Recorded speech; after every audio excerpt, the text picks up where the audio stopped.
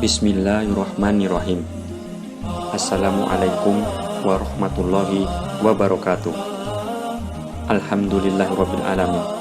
Puji syukur senantiasa kita haturkan kepada Allah Subhanahu wa taala yang telah memberikan banyak kenikmatan berupa kesehatan, kesempatan, dan keberkahan dalam hidup kita.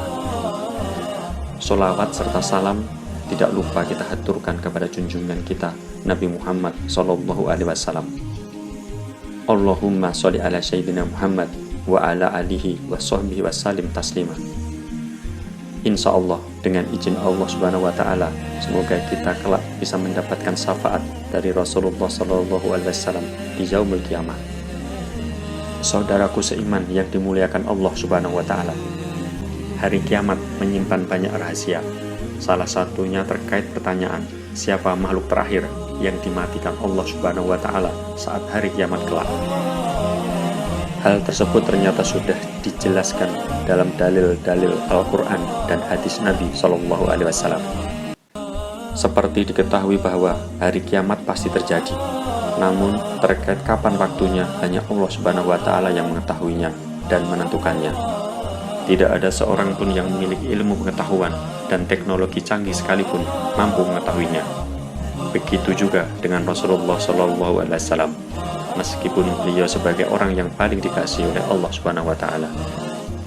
Hal ini sesuai dengan hadis yang diceritakan oleh Umar bin Khattab, bahwa pada suatu waktu Rasulullah pernah ditanya oleh malaikat Jibril yang menyamar sebagai manusia biasa, "Kabarkan kepadaku, kapankah hari kiamat itu?" Lalu beliau bersabda, "Tidaklah yang ditanya lebih mengetahui daripada yang bertanya." Hadis riwayat Muslim.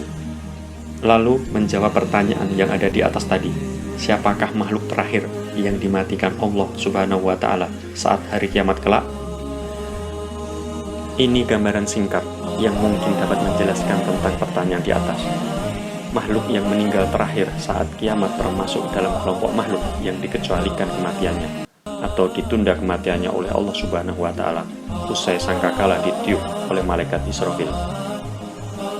Hal ini diungkapkan dalam firman Allah melalui surat Az-Zumar ayat 68. Dan sangkakala pun ditiup, maka matilah semua makhluk yang di langit dan di bumi, kecuali mereka yang dikehendaki oleh Allah.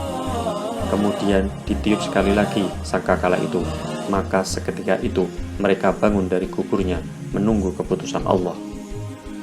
Mengutip buku Dahsyatnya Hari Kiamat karya Ibnu Katsir, tiupan pertama atau nafkhatus sa'qi menyebabkan guncangan yang hebat sebagai tanda kehidupan di dunia berakhir.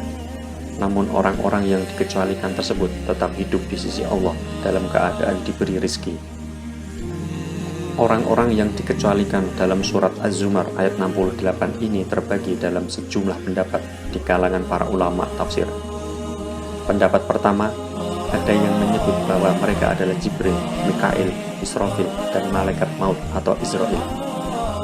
Pendapat kedua menyatakan malaikat pembawa aras, Jibril, Mikail, Israfil, dan malaikat mautlah yang tetap hidup usai ditiup sangkakala pertama. Sementara pendapat lainnya menyatakan mereka adalah makhluk selain dari yang telah disebutkan. Berdasarkan keterangan hadis yang lebih diyakini sebagian besar ulama, makhluk yang meninggal terakhir saat kiamat dapat dipastikan berasal dari kalangan malaikat yang memiliki tugas khusus. Berikut penjelasan hadisnya yang dikutip dari Ibnu Katsir dalam buku Dahsyatnya Hari Kiamat. Rujukan lengkap hari kiamat dan tanda-tandanya berdasarkan Al-Quran dan As-Sunnah. Saat sangkakala ditiup, Allah Subhanahu wa taala memerintahkan malaikat Israfil untuk memberikan tiupan kematian. Israfil pun meniupnya sehingga semua yang ada di langit dan di bumi mati termasuk dirinya, kecuali makhluk yang dikehendaki Allah Subhanahu wa taala. Tulis dalam penjelasan Ibnu Katsir, Allah Subhanahu wa taala berfirman kepada malaikat Israel meski dia Maha mengetahui, "Siapa yang masih hidup wahai Israel?" Malaikat Israel pun menjawab, "Engkau Zat yang Maha Hidup, pembawa arasmu, Jibril, dan malaikat Mikail." Lantas Allah Subhanahu wa taala memerintahkan malaikat Israel untuk mencabut ruh malaikat Jibril, malaikat Mikail, dan malaikat pembawa aras secara berurutan. sehingga malaikat Israel menjadi satu-satunya makhluk Allah Subhanahu wa taala yang tersisa pada hari kiamat. Kemudian Allah Subhanahu wa taala memerintahkannya, malaikat Israel, agar mati dan akhirnya ia menjadi makhluk Allah yang terakhir meninggal dunia. Salah satu dalil yang menjadi bukti bahwa malaikat juga termasuk makhluk Allah Subhanahu wa taala yang menemui kematian disebutkan dalam surat Al-Qasas ayat 88. Allah berfirman, "Dan jangan pula engkau sembah Tuhan yang lain selain Allah. Tidak ada Tuhan yang berhak disembah selain Dia, Allah Subhanahu wa taala. Segala sesuatu pasti binasa kecuali Allah.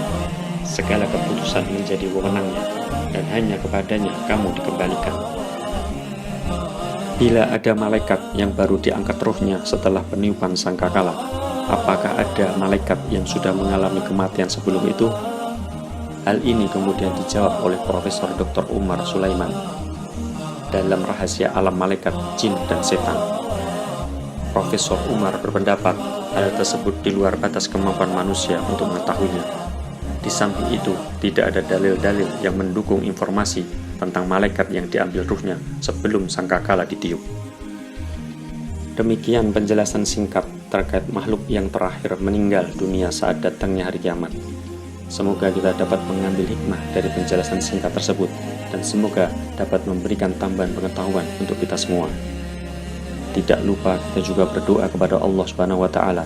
Semoga Allah senantiasa memberikan ketetapan iman Islam kepada kita untuk semakin meyakini bahwa akan datangnya hari kiamat, sehingga dapat memberikan kesadaran kepada kita untuk mempersiapkan diri dengan memperbanyak amal ibadah. Semoga Allah memberikan kemudahan untuk kita mendapatkan husnul khatimah. Amin ya rabbal alamin. Wallahu a'lam bishawab.